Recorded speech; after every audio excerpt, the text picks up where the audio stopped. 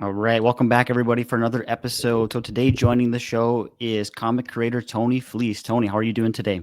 Hey, I'm doing great. It's a busy time, but I have this Sunday, and I'm excited. I get to spend the part of it with you on a Eh, wrestling podcast. I know absolutely nothing about wrestling, I always so tell maybe you teach people me something. it's always the worst. It's always like I always tell people it's like the worst like wrestling podcast ever because I end up talking about other things and there's a big crossover with wrestling and comics. So there are some people that do like both. So this episode is going to go on the wrestling feed, but also you're going to get your a brand new feed just for you. So then we're going to kind of start Nice. from there. So more comic centric. So hopefully we'll kind of reach both groups of people a little bit too. But well, it is a Sunday, and like you said, busy time for you. One thing that I'm always interested in, I think part of this is what I do for my work too, is how people kind of structure their time, because you took more of an unconventional path of being a comic creator where it's you're not working a 9 to 5. There's probably actually a lot more work than just what a 9 to 5 Yeah. would require too. So what is a day like today where you have some time, and like what does your normal work structure look like? Well, at this point, it's just sort of I'm putting out fires. I feel like I have all of the books that I'm working on are up on their feet, so I'm not doing as much like development stuff. It's just like this issue needs to be written, or this issue needs to be outlined, or this issue needs to be laid out or lettered. In some cases, there's always some covers need to be drawn. There's always some sort of something for me to be doing, and so I'm just basically going to whatever is the most pressing thing Mhm. and taking care of that. So like the minutes before I got on with you, I was working on Feral number 22, which is like in production, half written, and the half like Tone's drawn all his backgrounds for half of it, but the other half I'm working on right now.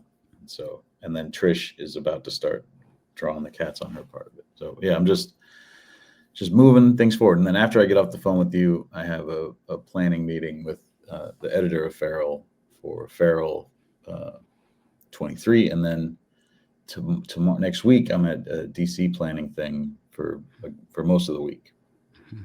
Sure. So yeah, things are busy too. And when you're writing, I think that's the thing too. When people do create their own books too, they think. I mean, I don't think that people always think about that. There's so much more that goes into that too, and like you're running your own business essentially, Yeah. not just writing the books too. So, what are some of those extra things that if you do write a book for a company like Image where it is creator owned, where you maybe don't have the structure, so there's hey, you own the book, but there's a lot of extra responsibilities. What are those types of things that people maybe don't really know about? Well, it's I do a lot of like retailer outreach. I do a lot of like social media promotion, um, and then we have, like I said, we have an editor on Feral, but it is a lot of um, like keeping up with the team and making sure that everybody's has their stuff in enough time to get it done. Um, and so it is like running a little small business that is just in the business of making this one comic. But like this past week, I was at all week long at Comics Pro, which is like a retailer industry conference, and that is literally just me going there and saying like, here's what's coming up in Feral. Here's the next book I have coming out later this year from Image. Um, Deathstroke comes out like FOCs on Monday, and just sort of like making sure all the retailers are aware of what I'm up to. Deathstroke I don't have to worry about as much because DC is a giant company and they have a whole department that's in charge of telling retailers that this book's coming out, and also the retailers have known about Deathstroke for 40 years, and so I Makes it don't a have, little easier.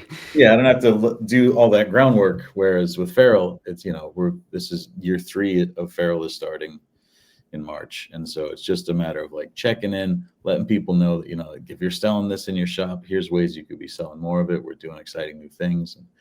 And so, yeah, it is a lot of just sort of like self promotion and pounding the pavement type stuff that eventually, I see other Image Comics creators who once they've established themselves more, they sort of, that work, either the people at Image can just handle it, or it sort of does itself. I think, unless unless that's just like a fantasy that I project onto other people. But for now, at least, I'm doing all this extra stuff. Mm-hmm.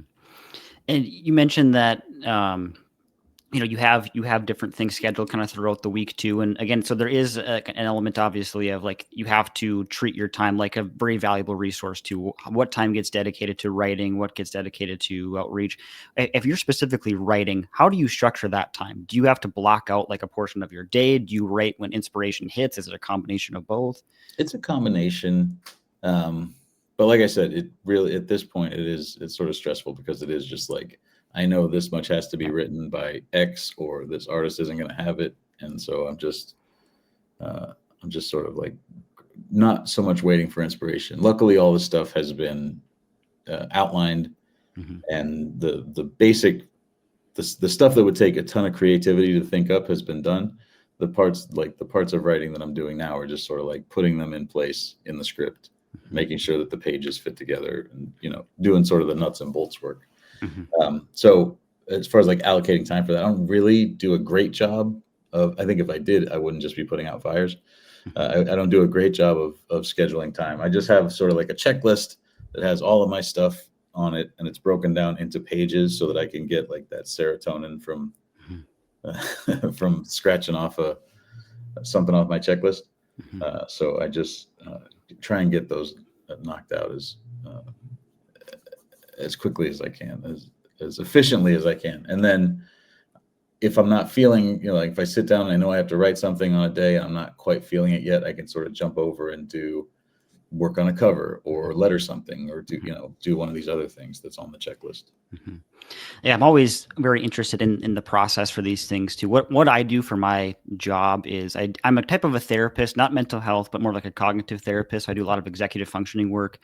And a big part of my job is like going through people's days and asking, okay, how can we get this started on time? How do we meet this deadline? So that type of stuff really interests me as far as making that Well, work. And let's throw out the rest of the interview and you just fix me and tell me what I should be doing.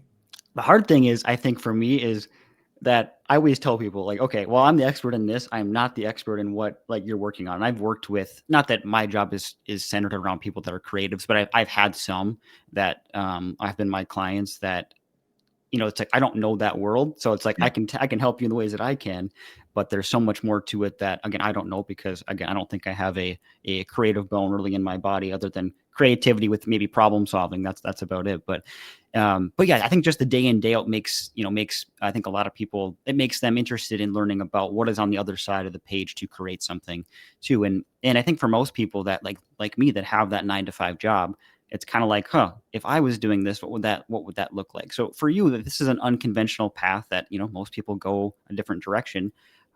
At what point in your life did you realize like this could actually be something I do to earn a living and I can do with, with my time, not just as a part-time gig, but full-time? When did that like kind of realization come to you? I don't think I realized I could do it until I was doing it. Okay.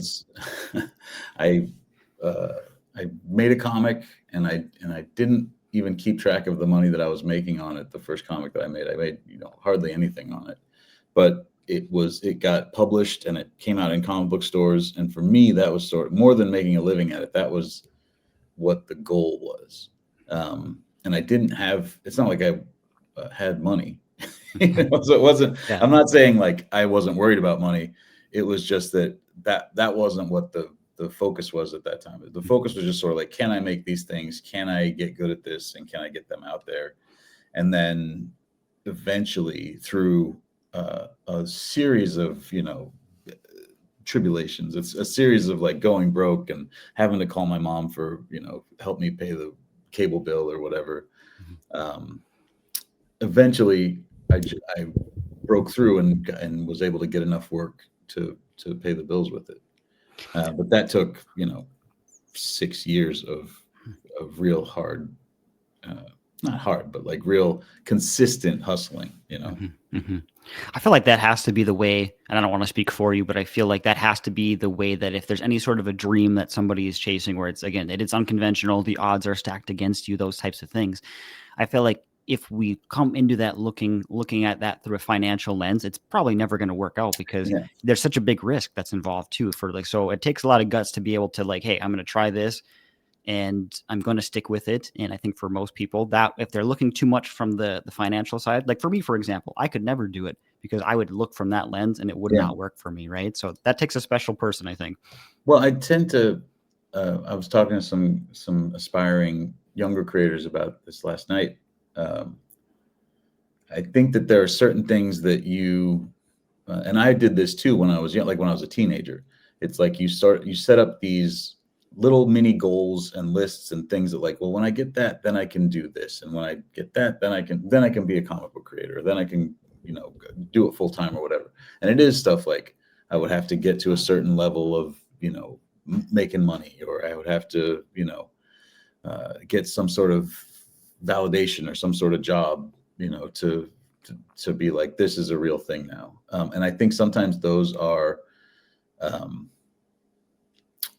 not procrastination, but sort of just like, it's like your way of timidly stepping into it, which is wise, like that it takes I wouldn't be able to do this now if I were to quit my real job and start being a comic artist. I could do it when I was 25, 26 years old and didn't own anything or owe anything or have any real responsibilities. But now, I had to have built all this up to be able to, I have a house, I have bills, I have, responsibilities. But I think that like these kids I was talking to last night were talking about how do you like set up legal documents with your collaborators and stuff like that. And I feel like all of that stuff is just a thing that isn't that complicated, and is just something that you can stop for a couple of days and not push forward and actually make the thing. And you can go like, well, we have to think about this because this will be important, And luckily like I said, I was at a place where I didn't have any responsibilities and I could just not worry about any of that stuff and just put my head down and make comics. And then quickly fall into the part where I had responsibilities and I had bills to pay and I had to figure out how to make comics and make money at the same time. Mm-hmm. Yeah, that's the thing too. Where does the money come into play, and which is unfortunate for I think most people that is the barrier to getting started, which it's just reality. But it's inspiring for those people that just are able to figure that out, and then to be able to have both. I think that's the thing that is the ultimate goal for I think most creative people too, right? It's like, how can I do what I like to do, but yet how do I make some money on it as well? I think sometimes fans like look at that as, oh, that's selfish, but it's like, well, we have to be able to do this. We need the financial part to be there. Yeah, but you think when you're idealizing the goal so much, when I'm coming up and I'm like, if I put out a comic book at Image, that would be like the best thing that I could ever. That's like career achieved, Mm-hmm. But then you realize like, also, if once I get there, I'm like, well, if I could take a weekend off, that would be like the ultimate goal. Right. So it's a series of achieving and then sort of reassessing and sort of like looking at where you're at and checking in with yourself and seeing like, is this it?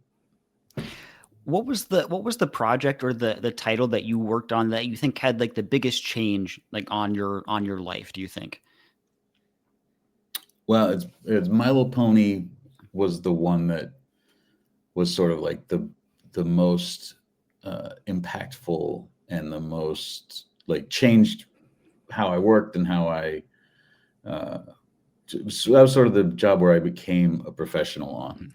I was on the Off Panel podcast a couple weeks ago and I talked a lot about this on there, but it just basically like I learned how to hit deadlines there, and I learned how to I learned storytelling stuff there, and how to put pages together and composition, all this stuff that like every other thing I work on. When I'm writing Deathstroke, I'm using fundamentals that I learned making My Little Pony.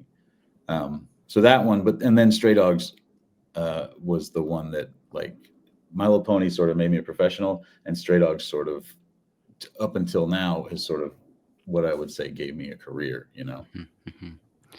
Yeah, I think when I looking at the My Little Pony stuff too, and like in some ways that fits perfectly for everything that came next for you, but yet in some ways I'm like, this makes no sense with the type of like writing we see from you later too. Yeah. How do you balance that? Not that you're writing, not that you were doing all of your projects at the same time, right? But how do you develop your own style, but yet you have that diversity that you can do all sorts of different things? Where do you think that comes from? Or are there ways that people can improve that? I'm just interested in a lot of different things, and I have, there's certain things that I'm sort of like hyper focused on that I obsess over, comic books and horror movies and artwork and there's like a bunch of weird things that I get, but Star Wars, like a bunch of weird things that I get hyper specific about, and then everything else that I'm just like, well, I'm interested in that too. Like I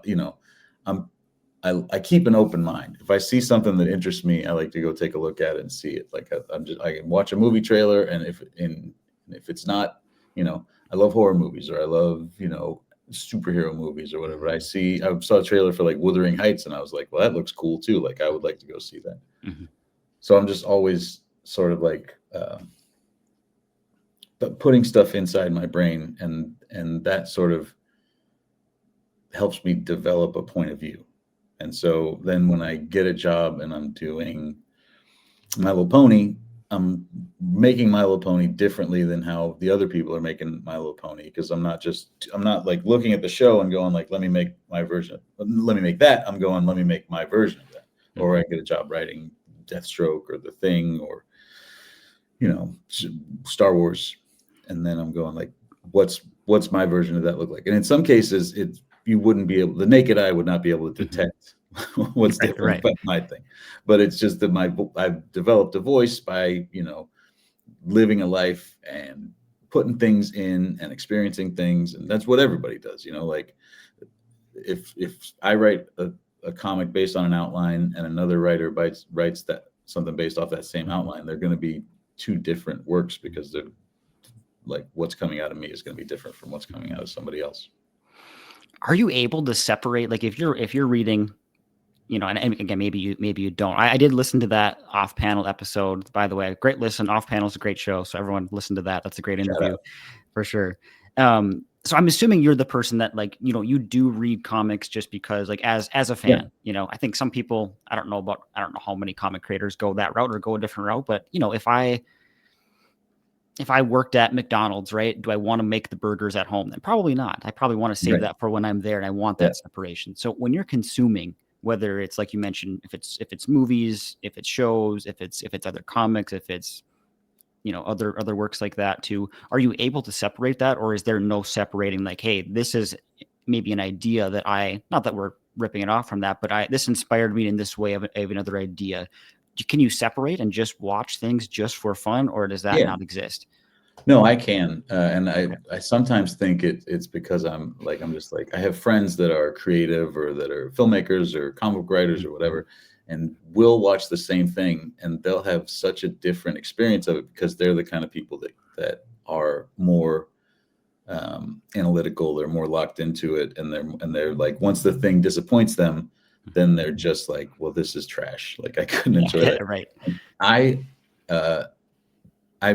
not watching it like I'm not a creative person. I'm watching these things and I feel like I'm empathetic to the challenges of making things. And so when things don't work, I give it a little more leeway than I think other people might. And then when things do work, I get more excited than I did when I wasn't writing stuff, when I wasn't making stuff. Like when somebody does something in a comic book that really wows me, when I was a kid reading stuff, or even when I was just drawing comics, when I was just, working on ponies or Star Wars or whatever, I would be impressed by a line or a page turn or something. But now that I sort of have my head in the nuts and bolts of like putting together an issue from top to bottom, sometimes I get very impressed by when somebody can really pull off a moment in a comic or pull off, do something that I haven't seen before. So I tend to, when I see a movie or when I watch a TV show or read a comic or whatever, I can sort of trudge through the parts where they weren't as inspiring. And if they never get to the inspiring part, then I'm like, well, that was not worthwhile, you know. Yeah. But I can watch, you know, a movie that's like a C plus, and if it has like a A plus moment in it somewhere, that's good enough for me. You know, Mhm. like I've seen hundreds of movies, I'll see hundreds more. You don't have to. Not everyone has to, you know, be Star Wars. You know, like not Yeah. everyone has to start perfect and end perfect Mhm. and have a perfect middle. You know, like I'm okay with just having a couple shining moments. And but then when I make stuff, I hold myself to a standard of making something that I think is solid the whole way through. But I have the empathy when I'm watching other people's stuff to be like, well, I didn't quite, you know. Yeah. Yeah, I was going to ask about that too. I heard this was in a different interview I listened with Robert Kirkman, and he kind of mentioned like back when he was starting and the type of feedback that he got from like readers. And okay, he was thinking, okay, right away, everyone's giving me this great feedback, everything's good, everyone's loving it. But then as he leveled up, the feedback became, I think, while I think a lot of his work is very much appreciated by most people, I think too, there's obviously going to have like there's going to be that growing sense of negative feedback as well. And that just goes with the territory as someone becomes more and more successful. yeah. How much of that do you see, like the mix of like, you know, navigating positive feedback, negative feedback? Because you could write the best thing ever and you're going to get that negative feedback if the audience is large enough too. Do you see a lot of that at this point, day to day, as far as like online, as far as good versus bad feedback on your work? No, I think I'm about to. Okay. Okay. I think what luckily people that read Image Comics and the small amount of Marvel comics that I've done are less likely to have big wild opinions about, you know, what I'm doing with these characters, and especially because, you know, like in Feral or Local Man or whatever, like I own them, you know, like Yep. nobody else knows what they would do more than Yep. me, or in Local Man's case, me and Tim. um, and I did the thing, and people were pretty happy with that. Like that felt like Ben Grimm to them. But I have a feel like I've, in my experience, being a fan of comics and being like just sort of watching the discourse, I have noticed that the DC Comics fans can be persnickety. Yeah. So I check back with me in a couple months and and See ask me how how it's it's going. going. Yeah, Yeah, people can get. I don't know. I just never understand. I think that people are. I think these characters are just so important to people, and have just existed for so yeah. long that it's like people get so into it. I can't imagine myself ever like going online and saying anything positive, negative about. I mean, positive, yes. Negative about probably anything because it's just like, well, that is also a human being that wrote that, and just because you Yeah. don't like it doesn't mean it's wrong. But No. yeah, comic fans are very, I think very all or nothing for I think for the most point. It hits the mark or it doesn't. There's no in between for Well, them. it's such a personal experience reading a comic that Yeah. uh, you take it more personally than, you know, even if it was like a movie. If you see a movie and a character gets done dirty, you saw it with your buddies, you can sort of talk that over, Mhm. you know, after the movie or whatever. Like I didn't like how that happened. If it's a comic, like you just experienced it yourself, you're by yourself generally, you know, like, and then if you want to talk about it, you just have to go online and Yeah. sort of scream into the wind that you didn't like how, you know, how somebody so and so wrote X, Y, or Z character. Yeah. No, I and was going to say specific examples, but then I was like, I don't want to throw my friends under the buses. I want to save them, want to save the friends. Yeah. No, yeah, I think it's when we're looking at, like if it is, a DC character that they've been around, forever too. And I think that for me personally, I think that the older I've gotten, the more that I have an appreciation for, there are different takes of the same character too. Like there are different interpretations. And if things are exactly the same and they never change and nothing is ever different, it's like, doesn't that get boring if we're doing the Yeah. same thing for 60 years or whatever it is? So I think that there are some people that have a really hard time, like they have their version, whether it's the first version they read or whatever. Likely that's probably the case. And then if it deviates from that, it's wrong too. So how do you navigate that? Because you want to keep the essence of the character, but yet have it be your take on it. Yeah. I mean, I think that is how you navigate. You just have to have a pretty solid idea on what your take is. And, you know, I, like in the case of Deathstroke, like I sort of went through and I read Deathstroke and I thought about it and I thought like, what's a direction that I don't think we've explored enough yet, and then just sort of uh, figured out what my version of that guy is, and then the book's going to start coming out, in less than a month, and I'll start to hear feedback, I would imagine, very soon Yeah. about what people thought about it, and then it's just a matter of sort of like having the confidence to stay the course and just do this thing, and hopefully people will come around. I think it's the sort of thing that people that like Deathstroke will respond to, but I also am prepared for that, because it doesn't interest me, like you're saying, to just pick it up and do the exact same thing again. I don't think that, like, I think that thing already exists. You should be reading that if you like that, but so it really only interests me in doing something if I can do something that feels, personal or different or new. So yeah, I just sort of keep my head down and not worry about it too much, and we'll see. Like I said, I ask me again in a couple months how that's going, because Yeah. it could be like I'm not at all prepared for the cacophony of what comes from writing a DC comic. I've had the chance to read it, and again, without spoiling anything too, I really have a hard time imagining that many people are going to have an issue. I mean, I'm not just saying this because you were here. I really enjoyed it. I thought that was super strong. I do Thank not you. think people will be disappointed whatsoever. I think it does everything a first issue needs to do. And that's all I'll say, but it was great. Writing's Cool. great. The art is Man. the art is, there's that one panel where we see Deathstroke walking through. There's just like some smoke. That's all I'll say. And just that one panel, I was like, oh, this is it. This is it. So I don't want to butcher your collaborator's name, because I'm going to say it wrong, because I'm not Let Italian. me butcher it. I believe it's Carmine Di Giandomenico. Okay. I'm pretty sure that's it. But I have a name that gets butchered, so I'm very sympathetic to Carmine. Yeah, for sure. And yeah, so how did everything with Deathstroke come to be? Obviously, DC is at the point where there's been lots of changes that have been happening. Mm-hmm. There's been, looking at the Absolute Universe. There's All In. Now we're going to Next Level. So how did that all come to be for you? Rob Levin and Paul Kaminsky are editors at DC. Rob runs the Batman group, and Paul runs the Superman group, I think. They both sort of hit me up around the same time about, would you like to pitch some characters for us? And they tossed a couple characters at me, and I put together like what my take would be on those things. Sometimes I'll do like several different ideas on both of these. I was just like, this is sort of what my take is. And Deathstroke, they were like, that sounds like something we could really sell. Let's do that. And then it just sort of, it was sort of I wouldn't call it a normal development process, because it took a pretty long time.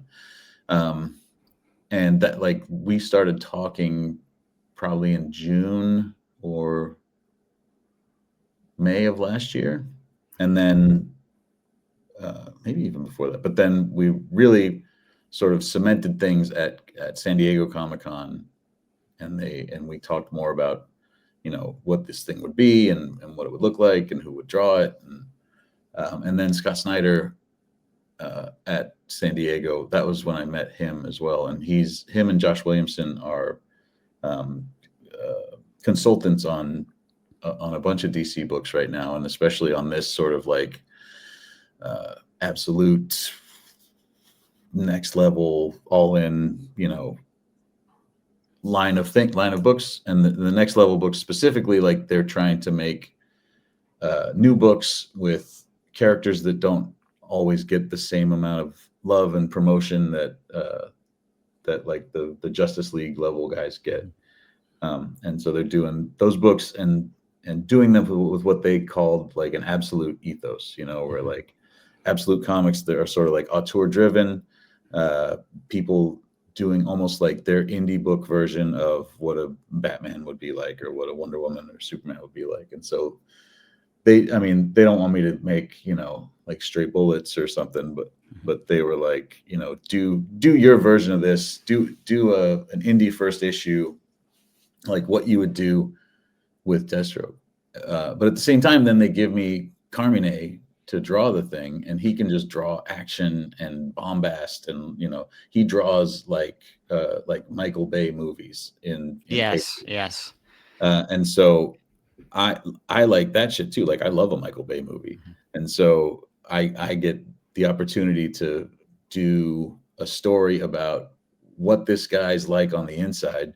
And spoilers, it's not terrific. But then at the same, so I'm doing like this story that's like very interior, but then also, because I've been gifted with this incredible artist, very exterior too, where like I can show sort of like what he's going through inside through the external destruction that he sort of mets out on anyone that comes in his general vicinity. So yeah, it's a real, it's been a fun process, because coming and doing my first, big DC thing, and sort of having the runway to set something interesting up, and then also just having this artist that can just whip, like he can just do incredible work. And so it's been a very rewarding thing so far. Yeah, and I can't encourage people enough to go check it out. And you said that FOC is, you said tomorrow, right? Yeah, Monday. So I'm sure this will be out after Okay. that. Sure.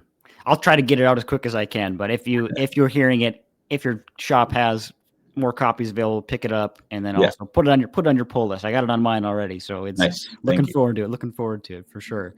You mentioned Local Man. That's a book that you have done that I really love too, and just that whole, like that theme of like this is 90s image, and obviously like listening to your interview with David, and I've heard you talk about that before too, just of your kind of love of that era, and how things were at that time. So tell me more about Local Man. How did that come up? Where did that idea spawn from? Because that's a great idea that I don't think that many people have kind of gone that route with. We're going to dial back the clock. Yeah, not with the 90s. There are definitely books where they do a modern day look at a character who's from the 60s or from the 50s. Or I mean, Supreme by Alan Moore was sort of one of those. The Century was sort of like one where they sort of like had a character with modern day problems, where they went back and sort of like showed how that all came together in the Silver Age. But Tim Seeley and I were friends, and we sort of bonded over our shared love of 1990s Image Comics. And I was working on Stray Dogs during the pandemic, and we had been at a convention together right before everything shut down here in Long Beach, California. And Norm Ratmond had been sitting next to us, who was an inker at Extreme Studios, and he showed us this page from Brigade #1, like this original page, and it was drawn by Marat Michaels. It was his first ever like penciling work, and then Rob Liefeld had gone and drawn all the heads over. Like he was like, no, it should look more like this. So if you look at Brigade #1, it looks like it's drawn sort of by Rob Liefeld, because all the faces are Rob Liefeld faces. But Norm could pull up the paper, like it was just sort of pasted on, and you could pull it back and you could see the original face. And it just sort of was like a window into this world that Tim and I both sort of idolized and fantasized about. Like we're probably 10 years too young to have been, even if we were talented enough at the time. I think Tim probably was. Tim was better at drawing faster than I was. It took me a while to get good.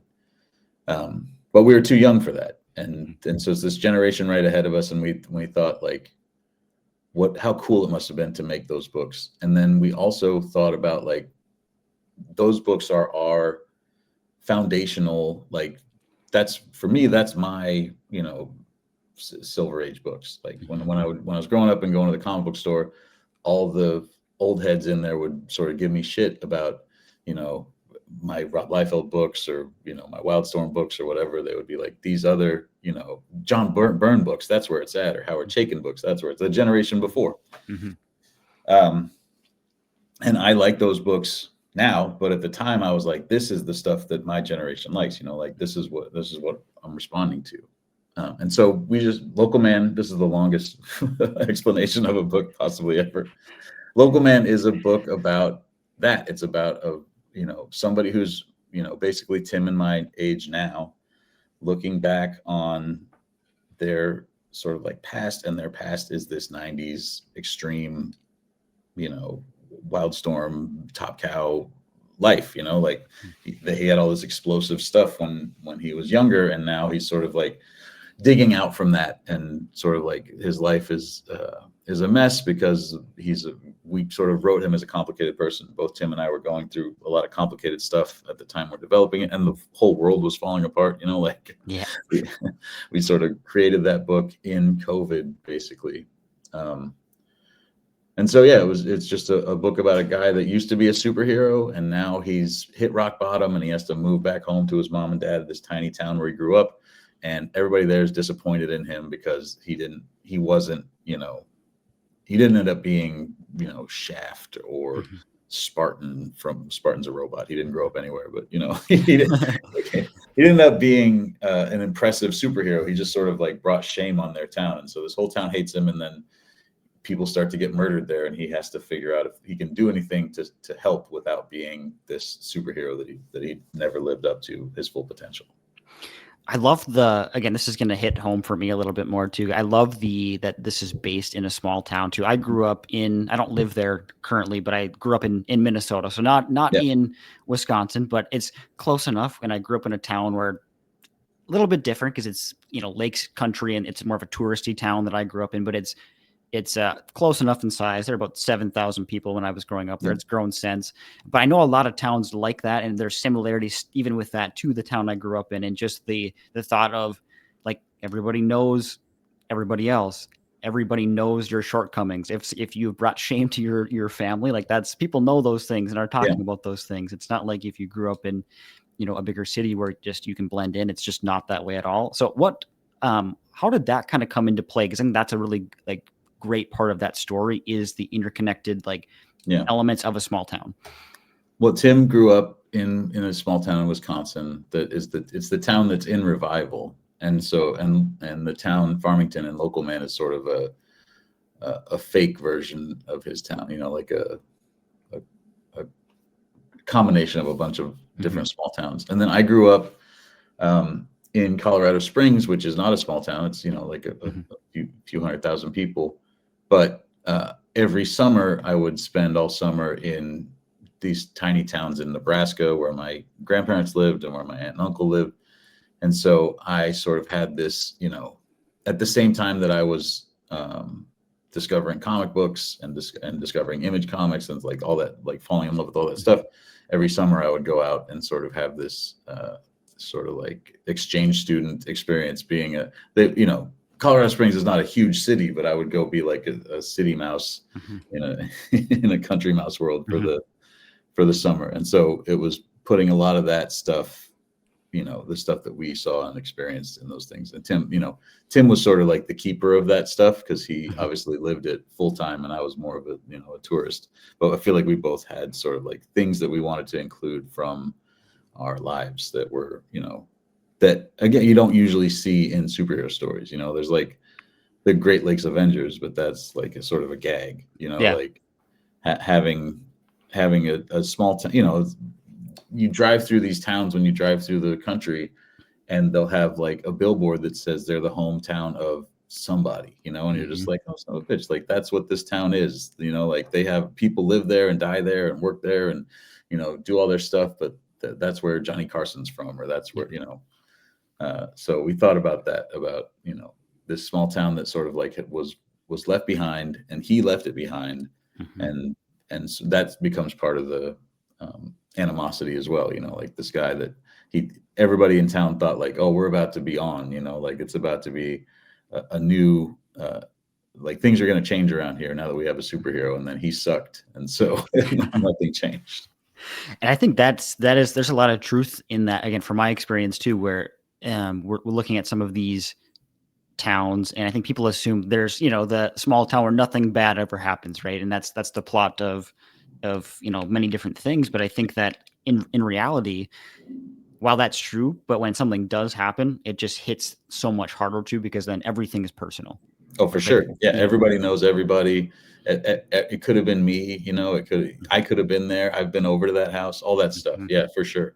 It absolutely hits that chord so strong too. So again, and like while that's maybe an element that comes up in other types of stories, not in superhero books at all, never. Yeah. Like other than like you said, Great Lakes Avengers. That's about the only thing I can think of.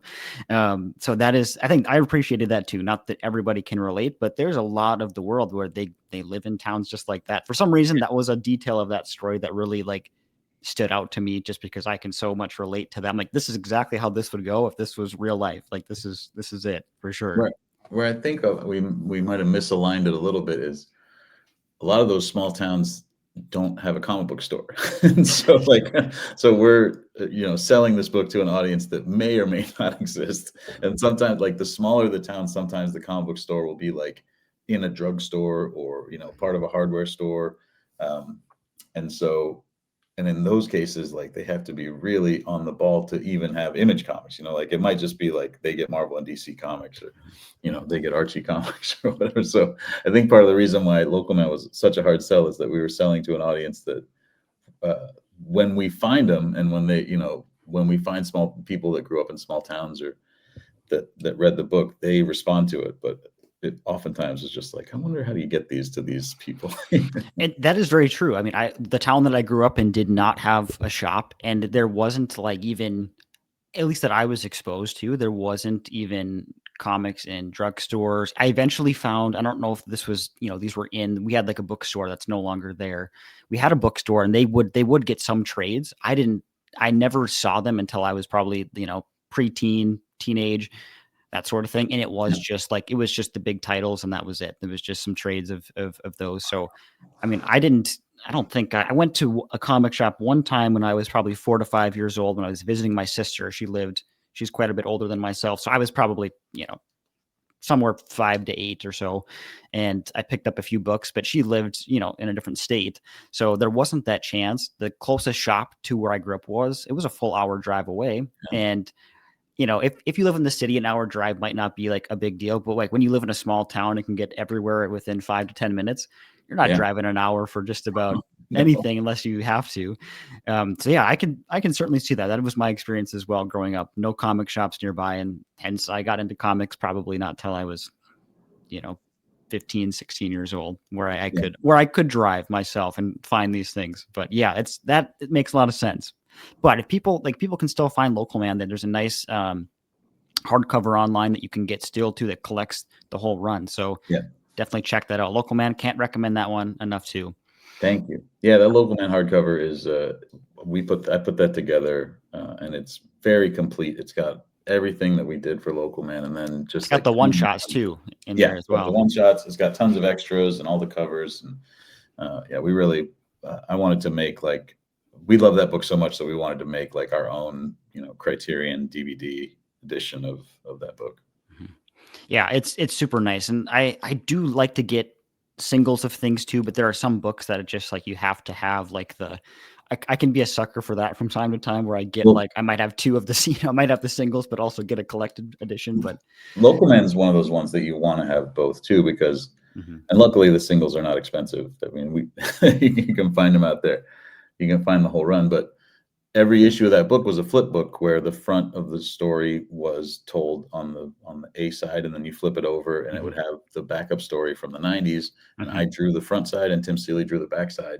Mhm. And and then there were some times where we would do stuff that you could only do in that format, where like there's one issue where the character falls through my side of the comic and sort of wanders onto Tim Seeley, the spoilers, wanders over to Tim's Mhm. side.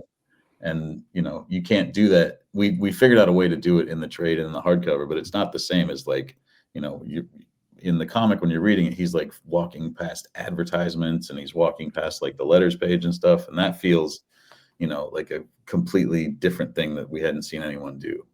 So we tried to make it something that rewarded people for picking up the single issues. Yeah.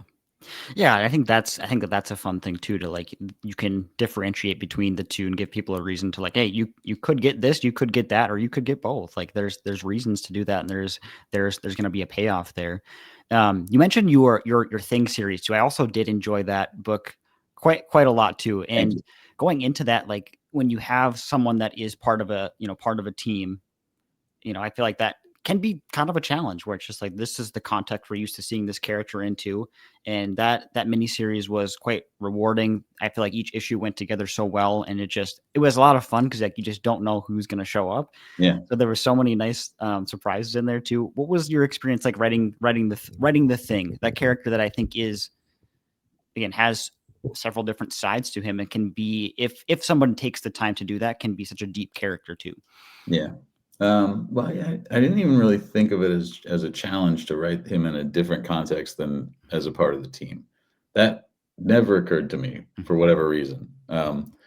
I sort of knew what I liked about him as a character, and I liked, that he was sort of gruff, but he's also, like a heart of gold, and he was like sweet to children. I always liked that aspect of him, and I visually like that aspect of him because I think it works so nicely in drawings and in panels to have, a big, basically he's shaped like a upside down U, Yep. and then next to him is just a little like lowercase I. Like I feel Mhm. like that's a nice visual. So yeah, I had these things that I liked about him, and I could sort of identify the things in myself that I felt like these are parts of me that feel like Ben Grimm. And then it was just a matter of, putting together a plot and a mystery to sort of lay the thing over. And then they had told me they wanted to put it in sort of like this evergreen John Byrne era Fantastic Four. It's in continuity, but it's not in current continuity. Mhm. So they basically said like this happens back here. And so just figure out, something you want to do that you can slide in there, and it won't screw it. I can't go back in time and do a story set back then where the Thing dies because Right. he shows up in Fantastic Four the next month. Mhm. So that was great because I have every official handbook of the Marvel Universe, and I love Marvel 2-in-1, and I thought about how he, like the Thing, in some of those he would be teamed up with villains, but for the most part he's just like every superhero's buddy. They've got Yep. that card game, and he's sort of like, every superhero in New York knows that if the chips are down, they can count on Ben Grimm. um, and obviously he's in all those comics, he's fought every supervillain too, but I thought about like what are some ones that we haven't really seen him take on one-on-one. And when they said John Byrne era as like what they thought of as their uh, evergreen Fantastic Four time, I thought like, well, that's Claremont X-Men era, and that's Frank Miller Daredevil era, and that's cool because then I start to think like, oh, well, what's it going to be like if the Thing faces Bullseye, or what's it going to be like if he, has to go up against the Kingpin, or like Thing is a cosmic adventurer, but he sort of also has this street level side to him. So what happens if I put him up against street level villains? Mhm. So yeah, that was just sort of where it came from. And then going through those official handbooks and just sort of having, like a kid in a candy shop going like, oh, we could have the Sinister Six, and we could have, Hate Monger, and we could have Black Tom and the Juggernaut. And wouldn't it be cool to see the Thing, try and stop the Juggernaut and all that stuff? When I picked that book up to read, and I was not expecting the level of like, okay, this is kind of emotional too. I just thought this, Mhm. okay, this is gonna be a fun trip, you know, it's gonna be a fun 5 issues, and then we get in, and while there's a lot of that, there is that element of like we get into things with like bullying and how that kind of affects Yeah. him and how that kind of comes full circle. I think that's just a topic for I think a lot of people, that it's just like that is such a heavy thing, because I think many people can relate to that story of like, oh, I've been that kid, or even if you haven't, it's like I think this is one of the most horrible things that a young person can experience is this, and then how that kind of goes for full circle, and we kind of see Ben, without spoiling too much here, kind of keep doing the right thing regardless of what has happened to him. And that I was not expecting. I thought this was just going to be, oh, this is all fun, which again, it was very fun, but there is that side of it where it's like we have the fun, but there's this deep emotional part of the story as well. I was writing it right during like the first issue I was writing right before, and then the second issue I wrote right after the last election.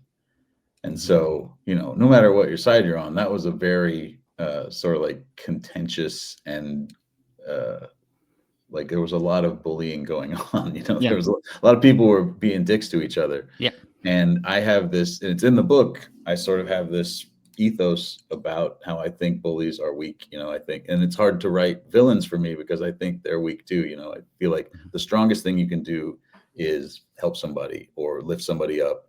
And the weakest thing you can do is be selfish or, that type of stuff. And so that's basically what Ben Grimm ends up telling this kid in the book is that, like, she ends up having power and she's been bullied, and it could be a villain origin story. It could be like, I'm going to give back to everybody that took from me.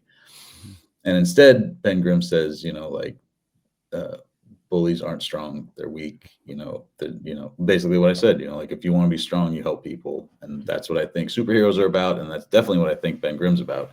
And so that was it all sort of came out of that. And it probably was extra emotional just because it was such a fraught time to be making that comic.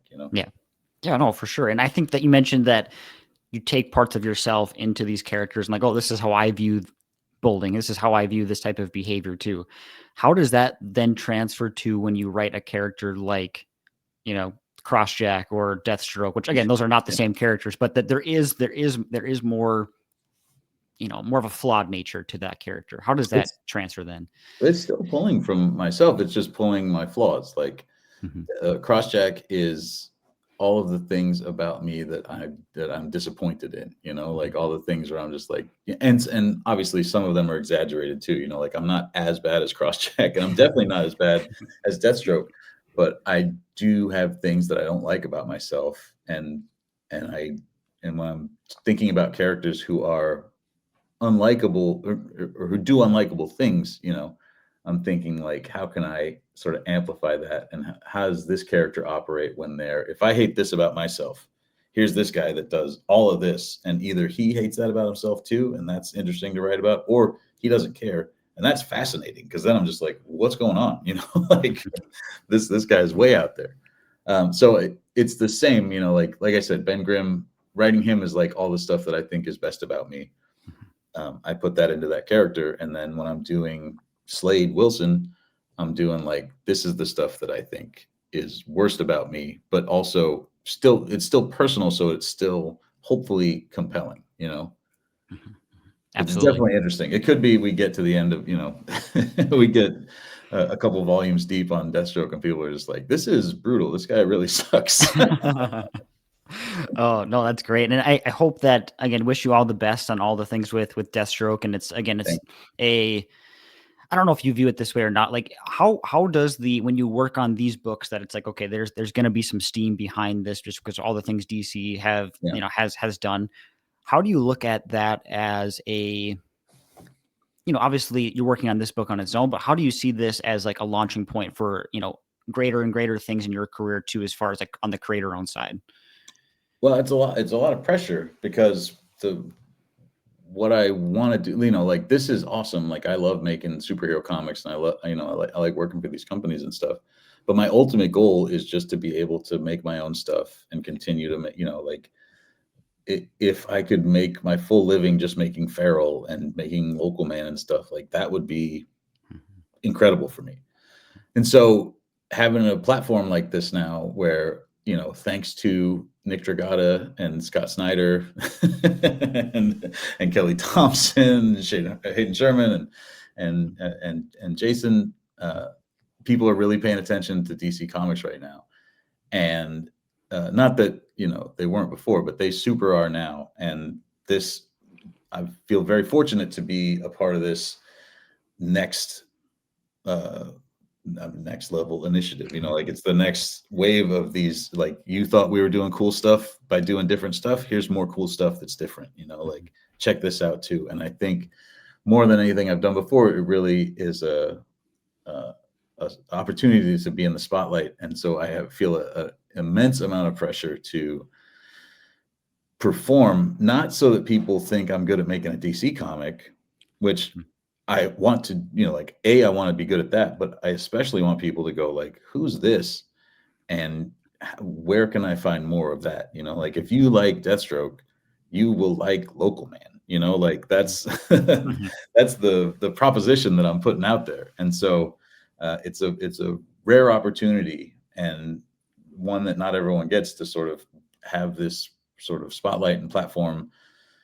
And so I'm hoping that I can use it to get some new readers, get some new eyes on my books, while keeping eyes on this book, and while doing, like, I want to do more DC stuff and more Marvel stuff. But ultimately, I'm trying to build my business, to build my my library, and have bring more people to that. Absolutely, absolutely. Well, Tony, I've kept you for plenty of time here, but before I let you go, too, how can the people that are listening to this best support you? Obviously, you got your website, you got all your books coming out, so point people to where they can go to best support you and your work. Yeah, I'm on all social media, basically, at Tony Fleecs, Fleecs. And then I have a website, tonyfleecs.com, that has a newsletter on there that you can sign up for, which I put out very sporadically. I do not spam people on there, but I may start doing it more. But if you want to be kept abreast of what new books are coming out and where I'll be at conventions and stuff, I send out two, three of those a year. And you can also buy original art there. And we're about to start having some new products that are available on the website too. So that's like my home base and my store and all that stuff. So that's tonyfleecs.com. But as anybody that's trying to get a hold of me, you can just reach out on social media or anywhere. I am maybe too available. So Yeah, that's the thing, right? That's a blessing and a curse, I can imagine. Where no, it's, you get it's definitely been a blessing. I've found, being able to interact with the audience and with other creators and retailers and all that stuff. It's worked in my favor to be personable and approachable. So, and I I have a little too much Midwestern shame to be anything besides that. Sure. Well, again, Tony, thank you so much for your time. Best of luck with everything. I'd love to have you back on the show at a later date to kind of talk how things are going at whatever point in time that is. But again, thank you Sure, so much man. thank you for your time. Yeah, just reach out. Thanks for having me on. Absolutely. Take care.